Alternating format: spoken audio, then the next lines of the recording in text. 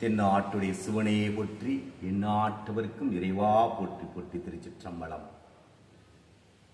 இந்த பிறவியில் மனிதர்கள் அடையக்கூடிய துன்பங்களும் துயரங்களும் தன்னுடைய முற்பிறவினுடைய செய்த பலன்கள் ரீதியாகவே இப்பிறவி அவர்கள் அந்த துன்பமாக இருந்தாலும் சந்தோஷமாக இருந்தாலும் அவர்கள் அடைய வேண்டும் என்பது இறைவனுடைய சித்தமாகும்.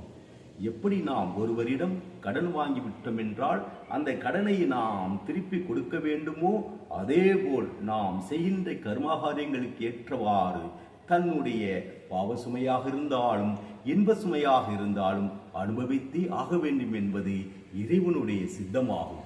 ஆகையினால் இந்த உலகத்திலே நேர்மையும் இறை நம்பிக்கையோடும் வாழக்கூடியவர்கள் எப்படிப்பட்ட துன்பங்களையும் துயரங்களையும் அடைந்தாலும் கூட ஒரு காலகட்டத்தில் அவர்கள் வாழ்க்கையானது செம்மையாக மாறி இறைவனுக்கு நிகராக எரியருள் விட்டு வாழக்கூடிய ஒரு பெரிய வாழ்க்கை இறைவன் மாற்றிக் கொடுப்பார் என்பதுதான் நம்முடைய இதிகாசங்களும் புராணங்களும் தர்ம நூல்களும் சொல்லக்கூடிய விஷயங்களாகும்.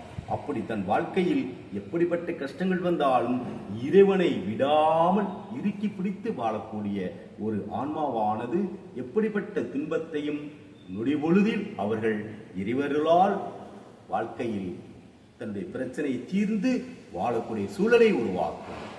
இறைவன் மீது பற்றில்லாதவர்கள், இறைவன் மீது நம்பிக்கை இல்லாதவர்கள் தன்னுடைய வாழ்நாள் ஏற்படக்கூடிய அந்த கஷ்டங்களையும் துன்பங்களையும் தன் மனதுக்குள்ளே வைத்துக் கொண்டு மற்றவர்களிடம் சொல்வதற்கு கூச்சப்படுவார்கள். இறைவன் மீது பற்றியோடு இறையரோடு வாழ்ந்தால் வாழ்க்கையில் எல்லா வகையான நன்மையும் அடையலாம் என்பதற்கு உதாரணமாக இறைவன் மீது அதிக பக்தி கொண்டு இறைவனுக்கு நிகராக வாழ்ந்த குலசேகர ஆழ்வார் அவர்கள் தனது திவ்ய பாசுரத்தில் மிக தெளிவாக எடுத்துரைத்திருக்கிறார்கள். நம்முடைய உடலானது உடல் மீது ஒரு தூசி ஒட்டியிருந்தால் அந்த தூசியை எடுக்குவதற்கு தேவையான உணர்வுகளை நம் உடலானது நமக்கு போதித்து கொண்டிருக்கும். அந்த தூசியை அகற்ற உடனே நம் உடல் மீண்டும் அதனுடைய சுய நிலைக்கு வந்துவிடும். அதே போலதான் நம்முடைய உடலானது ஒரு சிறிய பிரச்சனைகளாக இருந்தாலும் அதை இன்முகத்தோடு ஏற்றுக்கொள்ளும் போது வாழ்க்கையிலே வெற்றியை நாம் அடையலாம் என்பதற்கு மருத்துவரிடம் நாம் ஒருவர் செல்கின்ற பொழுது மருத்துவர் தமக்கு ஏற்படக்கூடிய நோயினால் உடலை என்ன பண்ணுகின்றார்? கத்தியை கொண்டு உடலை அங்கே கிழிக்கித்து அறுவை சிகிச்சை செய்கிறார்கள். அவ்வாறு செய்கின்ற பொழுது இந்த உடலானது அந்த துன்பங்களையும் துயரங்களையும் பொறுத்து ஏற்றுக்கொள்கின்ற பொழுது மீண்டும் அந்த உடலானது ஆரோக்கியமான நிலைக்கு வந்தவுடனே அந்த மருத்துவரிடம் கையெடுத்து என் உயிரை காப்பாற்றிய கடவுளே என்று அவரை நாம் என்ன பண்ணுகின்றோம்? வணங்கிவிட்டு வருகின்றோம்.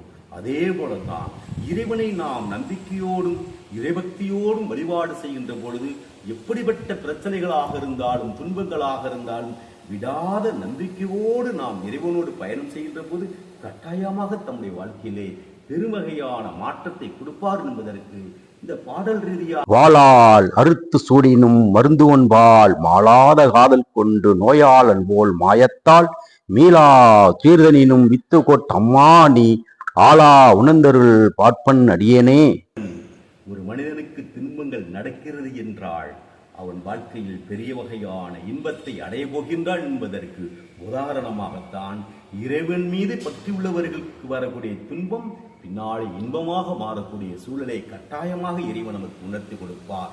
ஆகையினால் ஒவ்வொருடைய மனிதனுடைய வாழ்க்கையிலும் மனிதர்கள் நினைப்பது எதுவுமே நடைமுறைக்கு வராது, செயல்படுத்த முடியாது.